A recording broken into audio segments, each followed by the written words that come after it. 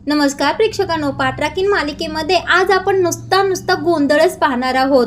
म्हणजे वैद्यबुवा आणि भाग्य आता सूर्यवंशी यांच्या घरी आलेले असतात. म्हणूनच सुलक्षणा आणि अंबिकाच्या पायाखालची जमीनच सरकते. कारण इकडे लग्नाची तर काहीच तयारी नसते. आलोकपासून हे सगळं लपवून ठेवायचं असतं आणि इकडे भाग्य आणि वैद्यबुवा घरी आल्यानंतर आता त्यांना कसं हँडल करायचं यासाठी सुलक्षणा आणि अंबिका एका पाठोपाठ एक खोटं बोलणार आहेत आणि आलोकपासून सगळी लपवाछपवी करणार आहेत.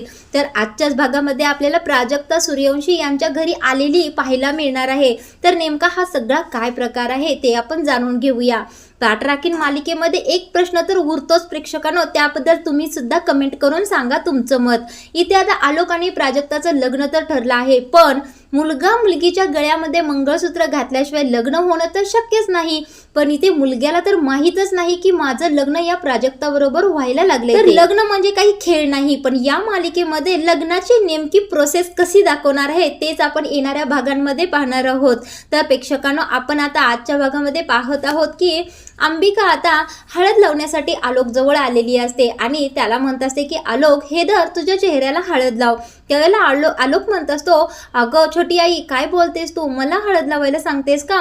मला असलं आवडत नाही, तुला माहीत नाही का? त्यावेळेला अंबिका म्हणते, अरे मला माहीत आहे आलोक, असं काय करतोस, अगदी थोडीशी लाव ना. त्यावेळेला आलोक चिडून उठूनच उभा राहतो आणि म्हणतो, छोटी आई, तू तरी निदान मला असलं काही करायला सांगत जाऊ नकोस, मला अजिबात आवडत नाही हे.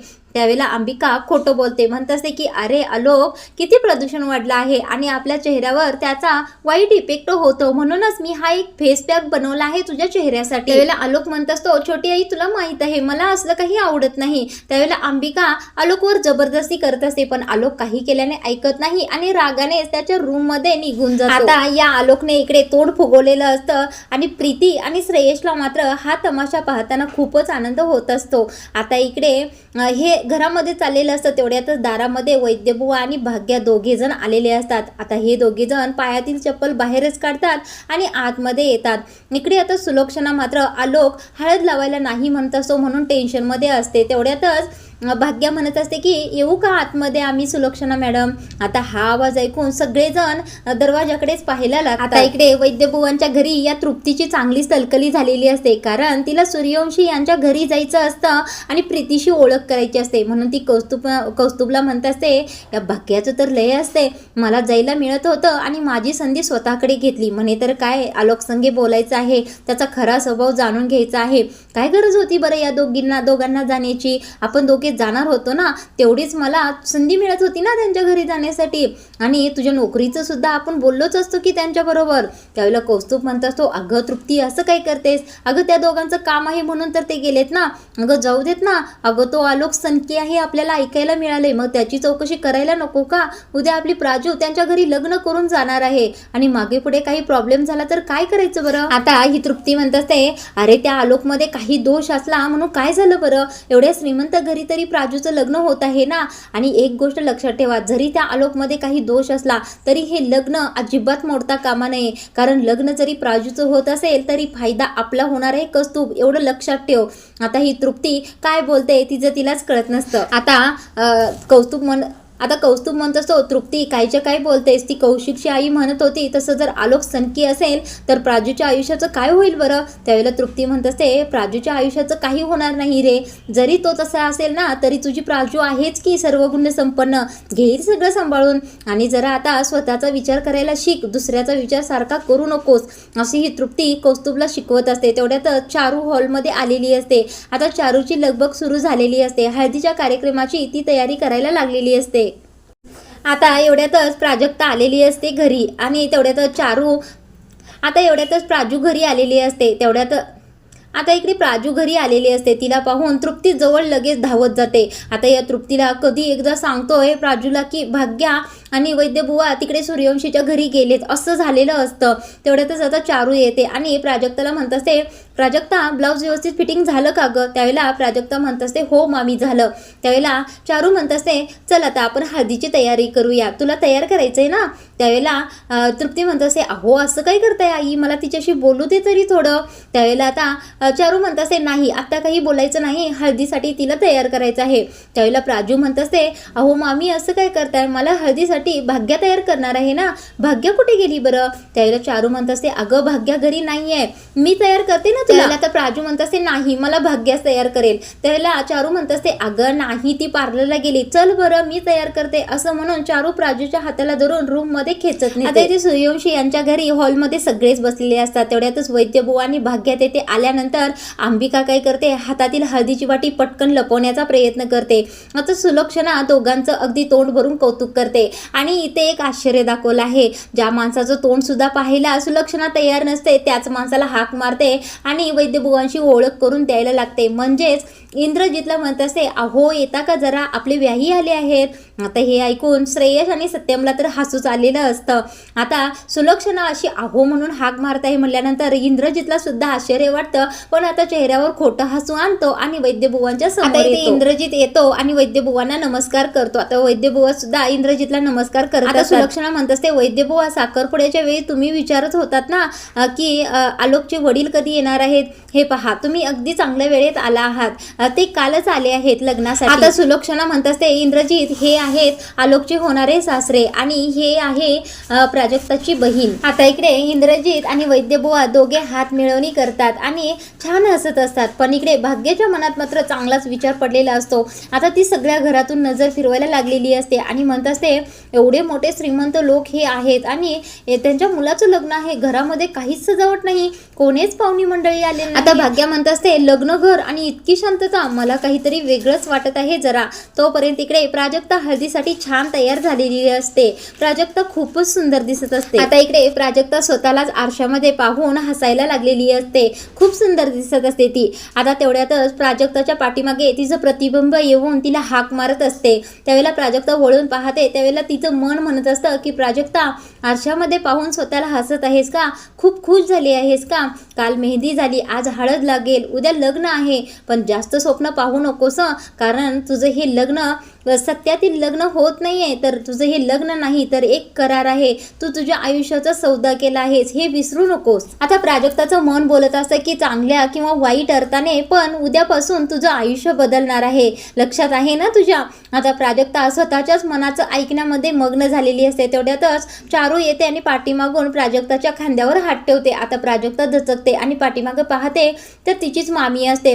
आता दचकलेलं पाहून चारू विचारत असते अगं प्राजक्ता काय झालं, इतकी का घाबरलीस तू? आता इकडे प्राजक्ता म्हणत असते काही नाही मामी, मी व्यवस्थित आहे. त्यावेळेला चारू म्हणत असते का बरं इतकी शांत का झालीस, काही अडचण आहे का? त्यावेळेला प्राजक्ता म्हणते नाही मामी, मी अगदी खुश आहे बघाच. त्यावेळेला चारू म्हणत असते खुश आहेस ना, मग आवरलं ना तुझं सगळं? त्यावेळेला प्राजक्ता हो हो म्हणत असते. आता असं विचारून चारू तेथून निघून जाते. तेवढ्यातच प्राजक्ताचा फोन वाजतो.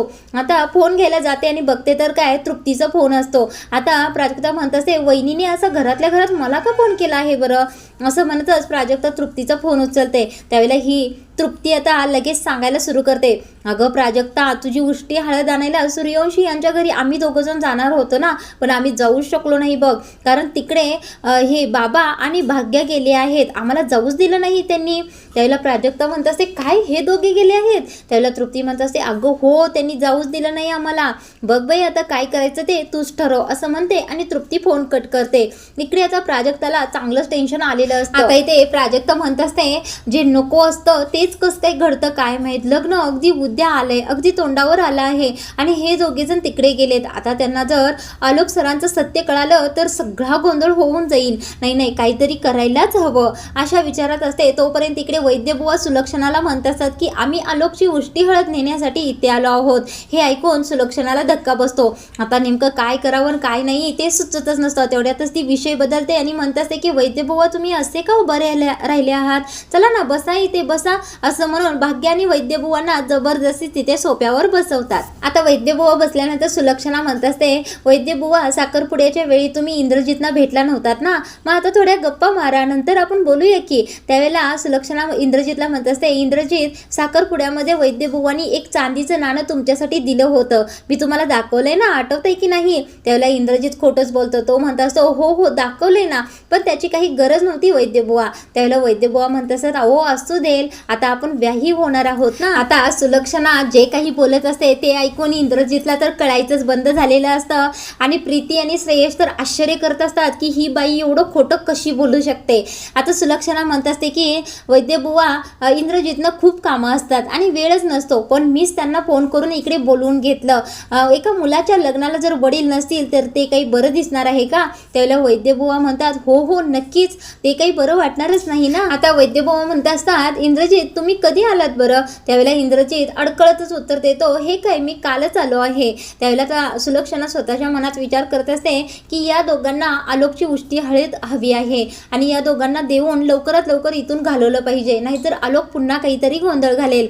पण आलोकला हळद लावलीच नाही आणि यांना कुठून द्यायची बरं हळद? आता काय करायचं या विचारामध्ये सुलक्षणा असते. आता ती वैद्यबुवांना म्हणत असते, तुम्ही इंद्रजित सोबत बोलत बसा, तोपर्यंत मी आले. आता इकडे वैद्यबुवा एका पाठोपाठ एक इंद्रजितला प्रश्न विचारायला सुरू करतात आणि इंद्रजितला तर खोटं बोलायला व्यवस्थित जमतच नसतं. वैद्यबुवा विचारत असतात, काय झालं मग, तुमची तयारी कशी काय झाली बरं, चालली आहे ना? त्यावेळेला इंद्रजित अडकळतच म्हणत असतो की हो हो चालली आहे. आता सत्यम सुद्धा म्हणत असतो की हो हो तयारी चालली आहे की. त्यावेळेला वैद्यबुवा म्हणत असतात, मग काय आलोकचं लग्न ठरलंय म्हणल्यानंतर खुश असाल ना तुम्ही? त्यावेळेला इंद्रजित म्हणतात, हो हो मी तर खूपच खुश आहे. आता इथे वैद्यबुवा म्हणत असतात, तुमची सगळी खरेदी वगैरे झाली का? तुमची शॉपिंग कपड्यांची झाली का?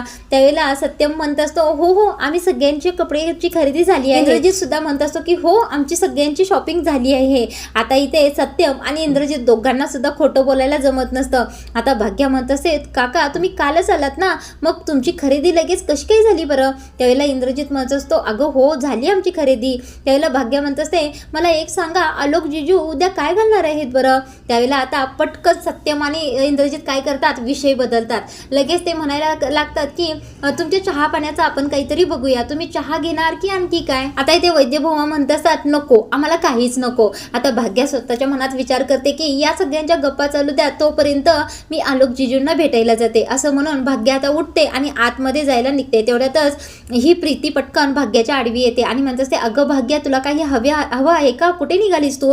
त्यावेळेला भाग्या म्हणत असते, मला वॉशरूमला जायचं आहे. त्यावेळेला प्रीती म्हणत असते, हे बघ इथून पुढे जा आणि लगेचच तुला लागेल. अगं पण त्यापेक्षा मीच धावते ना, तुला वॉशरूम कुठे आहे, चल माझ्याबरोबर. त्यावेळेला भाग्या म्हणते, नको तुम्ही बसा इथे गप्पा मारत, कुठे आहे वॉशरूम मी शोधते ना आणि जाऊन येते, असं म्हणते आणि स्वतः एकटीच आतमध्ये जाते. आता इथे सुलक्षणा चांगली धावतच अंबिकाजवळ आलेली असते. अंबिकाला तर खूप टेन्शन आलेलं असतं. आता सुलक्षणा म्हणत असते, अंबिका ते दोघे जण आलोकची उष्टी हळद न्यायलाच आले आहेत, आपल्याला काहीतरी केलं पाहिजे, ते पण लवकरात लवकर. अंबिका म्हणत असते, अहो जाऊ बाई ऐन वेळेला आपण काय करायचं आता? त्यावेळेला सुलक्षणा काय करते, ती वाटीतील हळद हातामध्ये घेते आणि म्हणत असते, हीच हळद आपण त्यांना उष्टी हळद म्हणून देऊया. त्यावेळेला अंबिका म्हणत असते, जाऊबाई असं कसं आपण करणार बरं, अजून आपण आलोकला हळद सुद्धा लावली नाही आणि ही उष्टी हळद म्हणून कशी काय देणार? त्यावेळेला सुलक्षणा म्हणत असते, आता आपल्याकडे दुसरा काहीही पर्याय नाहीये, हीच हळद आपल्याला त्यांना दिली पाहिजे. त्यावेळेला अंबिकाच्या हातामध्ये ती वाटी देते आणि सुलक्षणा म्हणत असते, ही वाटी घेऊन तू बाहेर ये आणि सगळं काही सांभाळून घे. त्यावेळेला अंबिका म्हणत असते, देवा आतापर्यंत सगळं काही चांगलं केलं आहेस, आता इथून पुढे सुद्धा तूच सांभाळून घे रे. त्यावेळेला सुलक्षणा म्हणत असते, अंबिका काळजी करू नको, चल बरं बाहेर, सगळेजण वाट पाहत आहेत. असं म्हणून दोघी जण पुन्हा हॉलमध्ये. आता इथे हळद घेऊन दोघी बाहेर आल्यानंतर वैद्यबुवांना हळद देत असतात. तेवढ्यातच वैद्यबुवा हळद तर हातामध्ये घेतात पण म्हणत असतात, माफ करा पण एक विचारायचं होतं, आलोकना हळद कधी लागली बरं? त्यावेळेला आता इंद्रजित काहीतरी थापा मारणार, खोटं बोलणार. इतक्यातच सुलक्षणा म्हणत असते, हे काय तुम्ही येण्या अगोदरच आमची हळद झाली आहे. त्यावेळेला वैद्यबुवा म्हणत असतात की हो का, तुमची आत्ताच हळद झाली म्हणल्यानंतर आलोक घरीच असतील ना? आता वैद्यबुवांनी हा प्रश्न विचारल्यानंतर घरातल्या सगळ्यांचे चेहरे पडतात. आता सुलक्षणा काहीच बोलत नाही आणि सत्यम मात्र म्हणत असतो, हो हो आलोक घरीच आहे की. त्यावेळेला वैद्यबुवा म्हणत असतात, हो ना, हळद लागल्यानंतर मुलग्याला बाहेर जायला चालतच नाही, मग माझी एक इच्छा होती की मी स्वतः आलोकला हळद लावू का? त्यावेळेला मात्र सगळेजण गप्पच उभा राहतात. आता इकडे सुलक्षणा पुन्हा खोटं बोलत असते. ती म्हणत असते, आत्ताच हळद झाली ना, त्यामुळे तो आंघोळ करायला गेला आहे आणि आता एकदा जर आंघोळ झाली आणि पुन्हा जर त्याला हळद लावली तर त्याला खूप इरिटेट होईल ना, त्याची त्वचा थोडी सेन्सिटिव्ह आहे, त्याला नाही चालणार ते. त्यावेळेला वैद्यबुवा म्हणत असतात की तुमच्यामध्ये कशी पद्धत आहे साखरपुड्याला की फक्त मुलगीनेच मुलग्याला अंगठी घालायची आणि मुलग्याने घालायचीच नाही, तशीच आमच्या घरी सुद्धा एक पद्धत आहे, मुलगी उष्टीची उष्टी हळद मुलाला लावायची असते. आता सुलक्षणा मात्र चांगलीच टेन्शन मध्ये आणि कोड्यात पडलेली असते. ते पाहून वैद्यबुवा म्हणत असतात, सुलक्षणा मॅडम काही अडचण आहे का? त्याला सुलक्षणा म्हणत असते, अहो वैद्यबुवा काय सांगितलं तुम्हाला, आलोक थोडासा वेगळा आहे, त्याला असं हळद वगैरे जास्त लावून घेणे आवडत नाही. आमच्याकडूनच त्याने मुहूर्ताची एक बोट नुसती हळद लावून घेतली आहे, तेच आमचं नशीब, आणि आता तर तो हळद लावूनच घेणार नाही. आता इकडे भाग्या सूर्यवंशी यांच्या सगळ्या घरातून फिरायला लागलेली असते. तिला आलोकची रूमच सापडत नसते. स्वतःच्या मनात विचार करत असते, एवढ्या मोठ्या घरामध्ये आलोक जिजूंची रूम कुठे शोधायची बरं? तेवढ्यातच ही प्रीती पाठीमागून आलेली असते आणि म्हणत असते, ही भाग्या घरामध्ये नेमकं काय शोधत आहे बरं? हिला वॉशरूम अजून सापडलं नाही का?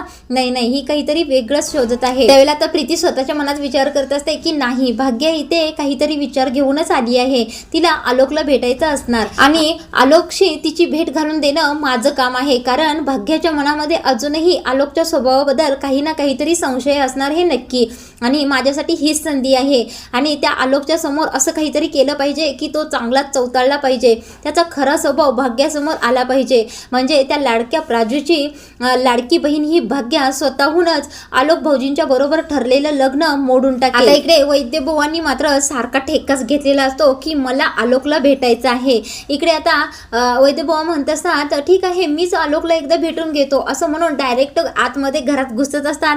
तेवढ्यातच अंबिका आडवी येते आणि म्हणत असते, वैद्यबुवा असं काही घाई करताय तुम्ही, बसा ना थोडा वेळ, तुमच्या चहा पाण्याचं बघूया आपण. तेवढ्यात सत्यम म्हणत असतो, अगं मी मगाशीच त्यांना चहा पाण्याचं विचारलंय, नको म्हणायलेत ते. त्यावेळेला सुलक्षणा पुढे येते आणि म्हणत असते, वैद्यबुवा बसा बरं निवांत तुम्ही. असं कसं, तुम्ही आमच्या घरी पहिल्यांदा आलात ना, मग चहा पाणी तर तुम्हाला घ्यायलाच हवं ना.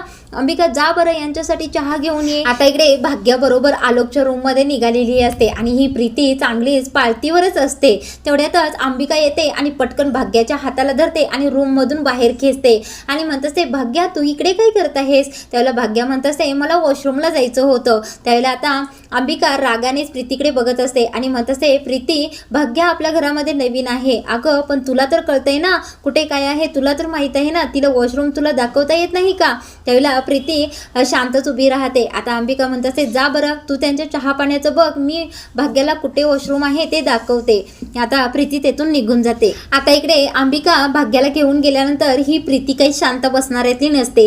ती एक आयडिया करते. तिच्या दोन्ही मुलांना समर समारेला घेऊन आलोकच्या रूम बाहेर येते आणि जोर जोराने आलोकचं दार धडकायला सुरू करते. आता ती मुलं दोन्हीही आलोकला घाबरत असतात, पण त्या मुलांना जबरदस्तीने आलोकच्या रूम मध्ये सोडत असते आणि म्हणत असते, तुमच्या दोघांच्या अभ्यासापेक्षा माझा हा प्रोजेक्ट पूर्ण झाला पाहिजे, यांचं लग्न मोडलंच पाहिजे, असं म्हणून जबरदस्ती आलोकच्या रूम मध्ये त्यांना सोडण्याचा प्रयत्न करत असते. आता आलोकचं दार जोर जोराने प्रीती धडकत असते आणि हाका मारत असते, आलोक भाऊजी दार उघडा, आलोक भाऊजी दार उघडा बरं.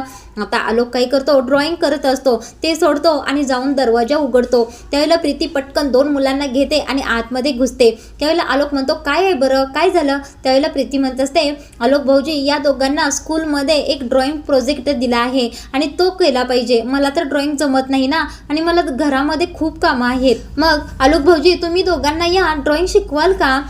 असं म्हणते आणि प्रीती दोन्ही मुलांना आलोक जवळ सोडते आणि निघूनच जाते. आता आलोक अशी जबरदस्तीने मुले सोडलेली पाहून प्रीतीवहिनी करून हाक मारायला लागलेला असतो, पण प्रीती काही थांबतच नाही. आता रूम मधून बाहेर आलेली प्रीती चांगलीच खुश झालेली असते आणि स्वतःच्या मनातच म्हणत असते की आता समाराचा दंगा तर आलोक भाऊजींना सोसणारच नाही आणि आलोक भाऊजींचा राग नक्कीच बाहेर येणार आणि सगळं घर डोक्यावर घेणार आणि अखेर वैद्यबुवा आणि भाग्यश्री समोर आलोकचा खरा चेहरा येणारच. आलोक संत नाही संत तर सनकी आहे हे त्यांना आज कळणार म्हणजे कळणारच. आता इकडे अंबिका भाग्यश्रीला घेऊन पुन्हा हॉलमध्ये आलेली असते. त्यावेळेला वैद्यबुवांचं लक्ष मात्र आतमध्येच असतं, म्हणजे आलोक नेमका काय करत आहे हे त्यांना पाहायचं असतं. आता सुलक्षणा काय करते, भाग्यश्रीच्या हाताला धरते आणि पुन्हा एकदा तिथे सोप्यावर बसवते. आता सुलक्षणा म्हणत असते, तुमची सगळी लग्नाची तयारी झाली का? त्यावेळेला श्रेयश मध्येच काहीतरी पचका करण्यासाठी बोलत असतो. तो म्हणत असतो, मोठी आई तुम्ही नेमकं काय विचारत आहात बरं? त्यांच्या मनाची तयारी झाली हेच विचारत आहात का? आता हे हे ऐकून थोडं वैद्यबुवा आणि भाग्याला वेगळंच वाटत असतं. म्हणजे श्रेयश आता वाक्य बदलतो आणि म्हणत असतो की नाही नाही, मला तसं नव्हतं म्हणायचं, मला असं म्हणायचं होतं की त्यांची मुलगी उद्यापासून त्यांच्यासाठी परकी होणार ना, म्हणजे आपल्याकडे येणार, मग त्यासाठीच त्यांच्या मनाची तयारी झाली आहे का, असं म्हणत होतो मी. त्यावेळेला भाग्य म्हणत असते माझ्या जर हातात असतं तर मी आलोक जिजूंना घर जावईच करून घेतलं असतं. आता भाग्याचं हे बेधडक बोलणं ऐकून इंद्रजित म्हणत असतो की वैद्यबुवा तुमची मुलगी अगदीच धाडशी आहे. आता इकडे सुलक्षणा म्हणत असते वैद्यबुवा तेच ना, लग्न म्हटलं की अगदी लग्न होईपर्यंत तयारी आलीच, आमचं सुद्धा अगदी तसंच झालं आहे, आम्हाला सुद्धा अजून खूप सारी तयारी करायची आहे. मग आता आपण हेच भेटणं थांबवून आपण लग्नाच्या तयारीला लागूया का. म्हणजे न कळत सुलक्षणा आता वैद्यबुवा आणि भाग्याला घरातून जायला सांगत असते. इकडे आता सूर्यवंशी यांच्या घराबाहेर प्राजक्ता येऊन पोहोचलेली असते. आता इथे प्राजक्त खिडकीतून वाकून पाहते तर वैद्यबुवा आणि भाग्यश्री या सगळ्यांशी बोलत बसलेले असतात. ते पाहून आता प्राजक्ता या दोघांकडे पाहून म्हणत असते की भाग्य आणि मामा आलोक सरांपर्यंत पोहोचण्या अगोदर मलाच पोहोचलं पाहिजे आणि त्यांच्याबरोबर काही ना काहीतरी कॉन्टॅक्ट घेऊन बोलण्यापासून थांबवलं पाहिजे. आता प्राजक्ता असा विचार करत असते. तेवढ्यातच आजचा भाग इथे थांबवला आहे. पुढील भागामध्ये प्रेक्षकांनो पुन्हा ही प्राजक्ता पाय घसरून पडते काय, आलोकच्या हातून हळद लागते काय, म्हणजे अशी हळद पहिल्यांदाच या मालिकेमध्ये दाखवलेली आहे. प्राजक्ता आलोकच्या खिडकीतून आलोकच्या रूम मध्ये आलेली असते आणि आलोक इकडे समर समाऱ्याला हळदीने पेंटिंग कसं काढायचं हे शिकवायला लागलेला असतो. म्हणजे त्याच्या हातावर हळद असते.